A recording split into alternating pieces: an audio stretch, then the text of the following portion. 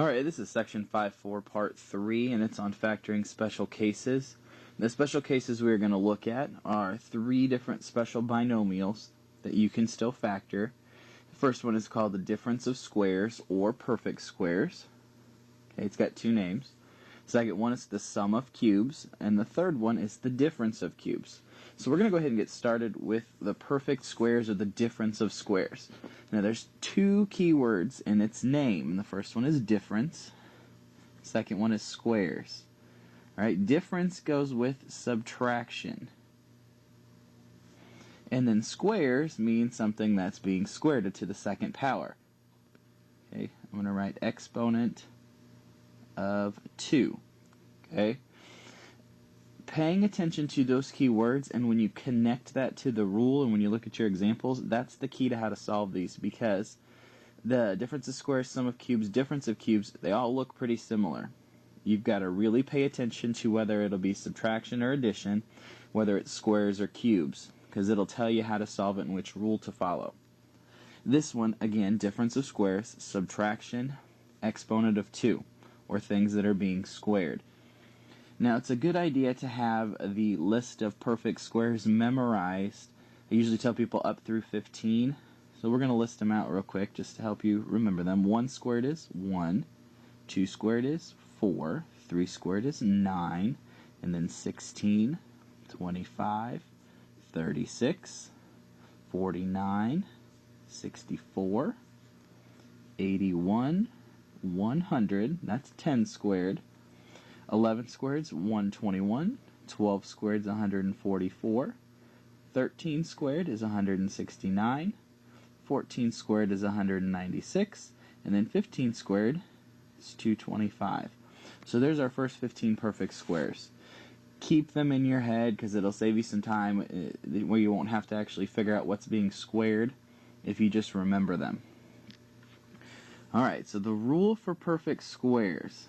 If you can get it so that it's a squared minus b squared, okay, something squared minus something else squared, it's going to become a minus b in a set of parentheses, a plus b in a set of parentheses. So you've got to figure out what is being squared. That's the key, and then it will always break down in this order, a minus b, a plus b. Alright, we're going to do our first example here. Our first example is x squared minus 25. Notice that it's got a squared in it. It's an x. It's a binomial also, so it's only got 2 terms. Okay? It's got an x and the exponent's 2, and then 25 is one of our perfect squares over here. Then they're being subtracted. Those are my clues that it's a difference of squares problem, and I'm going to apply that rule. 2 terms for a binomial, exponent of 2, and then 25 is also a perfect square, and they're being subtracted. Now the first thing you want to do is rewrite that. Okay, x is already written so that it's a square, but let's rewrite the 25 so that it's something squared. And the number you square to get 25 is 5, so we're going to rewrite it as 5 squared. Now, our rule says it's a squared minus b squared, which would mean x is our a and 5 is our b, so this is going to break down, this is going to factor to x minus 5, that's our a minus b, and then x plus 5. Okay, it always breaks down in that order as long as you can get them both to squares. So there's our answer to this problem. The next one, next example, 4x squared minus 49. Again, notice it's got a square in it, subtraction sign, 2 terms. Those are the things you want to look for. So let's break it down. Let's get all of those numbers into squares. Well, 4 is really 2 squared. X squared is already written as a square. Minus, and 49 is 7 squared. Now when you have 2 things out in front, or on a term, 2 different numbers, 2 different things, or variables that are being squared, you take one of each. So our set of parentheses over here is going to be 2x minus 7, because I have to take one of the 2's and one of the x's, and make them, put them together, multiply them together in my set of parentheses. And then the other one, 2x plus 7. Now if you think you did this wrong or you'd like to check it, you can just FOIL that out. and you should come back to your original problem. It should end up at 4x squared minus 49. And we can show that real quick. 2x times 2x, well, that's 4x squared. 2x times 7, positive 14x. Those are our outside 2. The inside 2, minus 7 times 2x, minus 14x. And then negative 7 times positive 7 is 49, or minus 49. Well, those cancel, the 14x's, because one's positive, one's negative, and we end back up at 4x squared minus 49. We got the original problem, so we know we did it right. Use that if you think if you've done something wrong, because it's an easy way to check your answer. All right, one more example down here. Let's make this a pause and practice problem. 9x squared plus 100. See if you can figure out what the answer would be. All right, now that you've worked it out, let's go ahead and try it together. 9x squared plus 100. Now I'm going to warn you, this is a trick question. Okay, you've got the squared. I agree that 9's a perfect square, x has got a squared on it, and 100's a perfect square. That's good. Two terms, it's a binomial, but we're adding here, we're not subtracting. There is no rule for the sum of squares. So if you find something like this, and there's no greatest common factor you could take out, like there is here, there's no greatest common factor between 9 and 100 other than 1, it's already factored, you're done. So the answer would be prime. That pause and practice problem, the answer is prime because it does not match our rule for the difference of squares since we're adding, and there's no greatest common factor here. Alright, so if you got that right, good for you. If not, pay attention to that because you will probably see that again. Alright, and those are our examples for perfect squares or difference of squares. Let's go on to the sum of cubes, and I'll give you some pointers on how to determine whether you're going to use the sum of cubes rule. First one is sum, which is addition, so you should be adding if you're going to use this rule. And the cubes means it's got an exponent of 3. Right? Squares have an exponent of 2, cubes have an exponent of 3. So if you see that exponent of 3, something's to the third power, that should be one of your clues that you're going to use this one as long as they're being added together. Real quick, let's list out our cubes. One will go to 10 this time. 1 cubed is 1, 2 cubed is 8, 3 cubed is 27, 4 cubed is 64, and then 5 is 125, 6 is 216, 7 is 343, 8 is 512, 9 is 729, and then 10 cubed is 1,000. So make sure you know those too, that you've got those fresh in your head, because it'll be easy to identify if you do. Alright, now our rule for the sum of cubes should look like this: a to the third power plus b to the third power. Two terms being added together, a binomial, added together, each has got a cube. Okay, each has an exponent of 3. That is always going to become a plus b in the first set of parentheses, and then the second set, it's a squared minus ab plus b squared. Okay?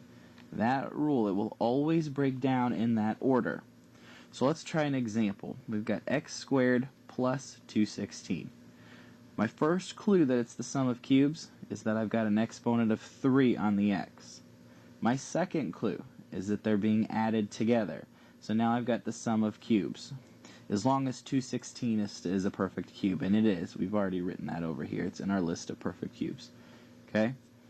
So let's go ahead and rewrite it, just like we did the difference of squares. Let's rewrite it so that we can see what we are cubing on both of them. Got x cubed plus 6 cubed, because that's what 216 is. It's really 6 cubed.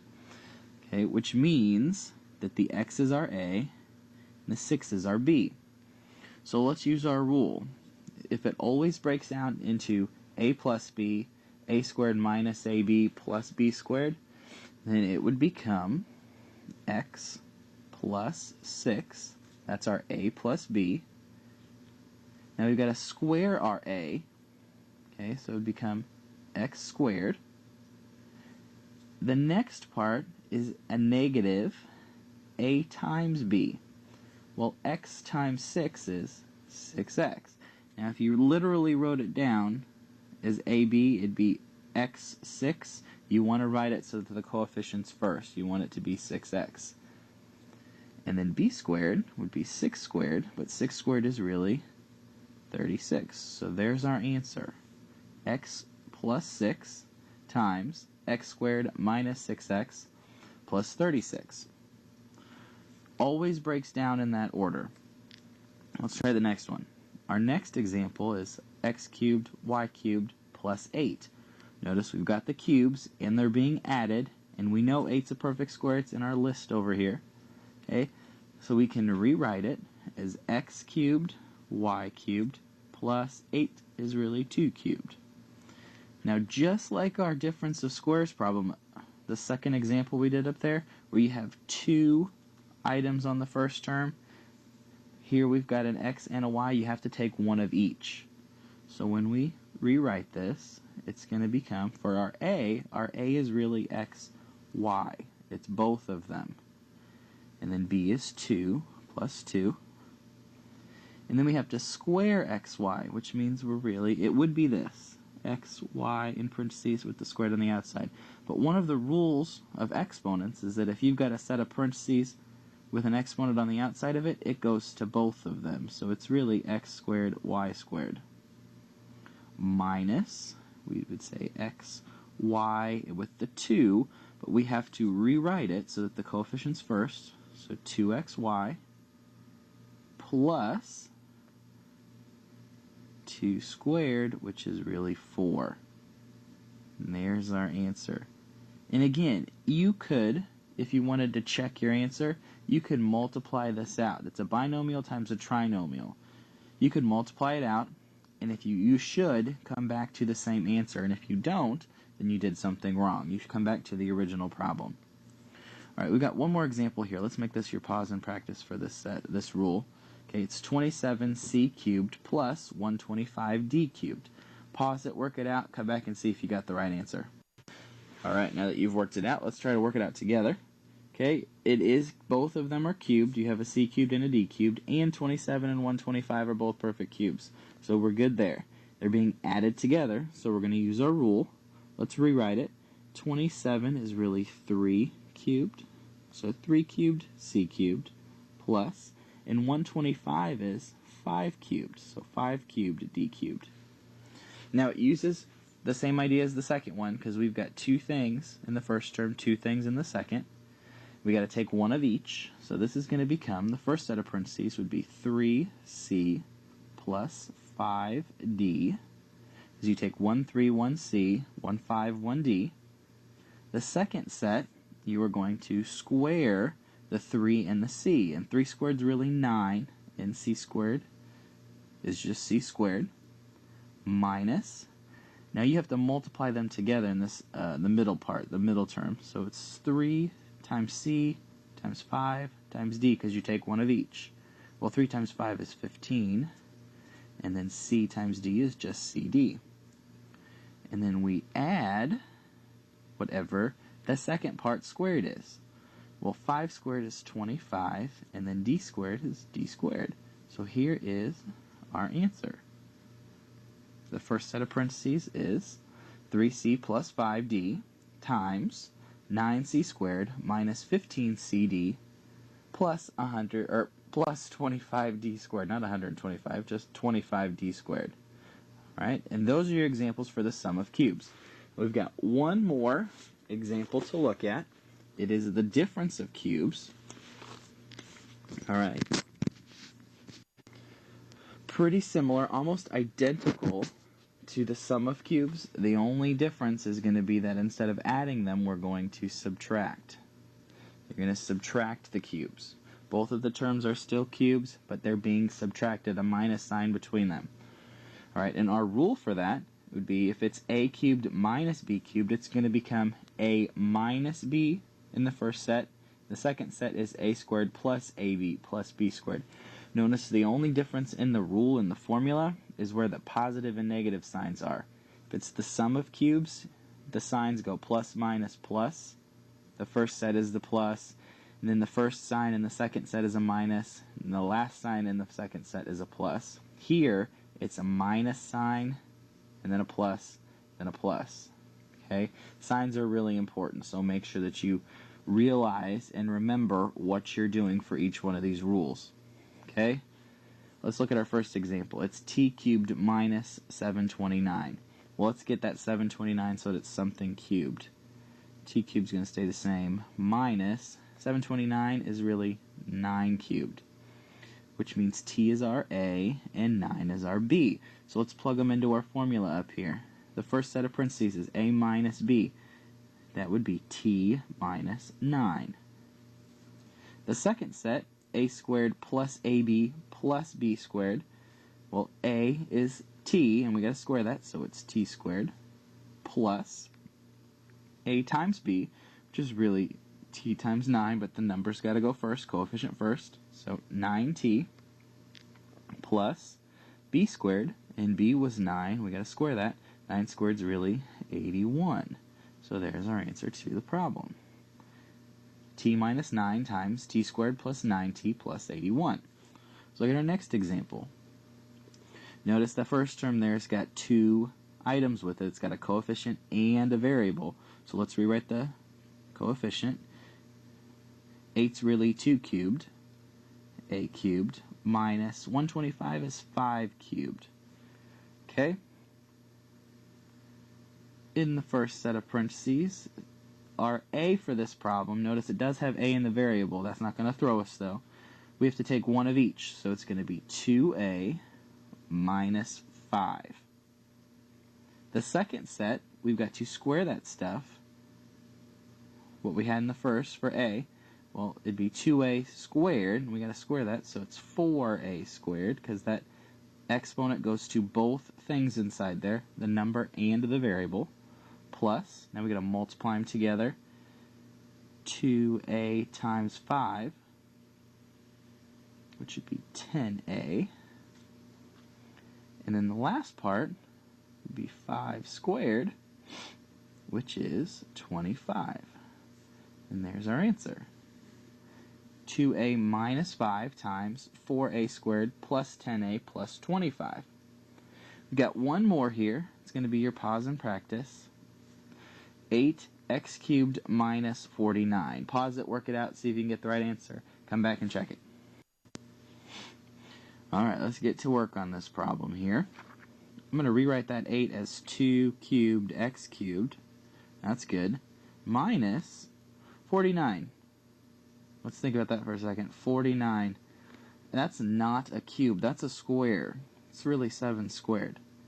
So, notice that we've got cubed on the first term, squared on the second. We have no rule for that.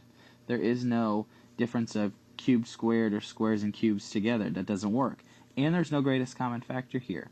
So this doesn't factor. And if it doesn't factor, then it is prime. So the answer to this one is prime. Kind of a trick question there. Make you think a little bit. But again, there's cubes in the first one, squares in the second. Since they're not the same, you can't use the difference of cubes or the difference of squares because they both aren't the same exponent. You've got cubes and squares in the same problem. It doesn't work. So the answer is prime. Those are your rules for perfect squares or the difference of squares, sum of cubes and difference of cubes. You need to have them memorized. Okay, now you can go back and check your answers by multiplying them out, but if you've got the formulas, if you've got the rules memorized, and your little shortcut tricks to help you remember what rule goes with which problem, then you should be okay, but make sure you know the rules.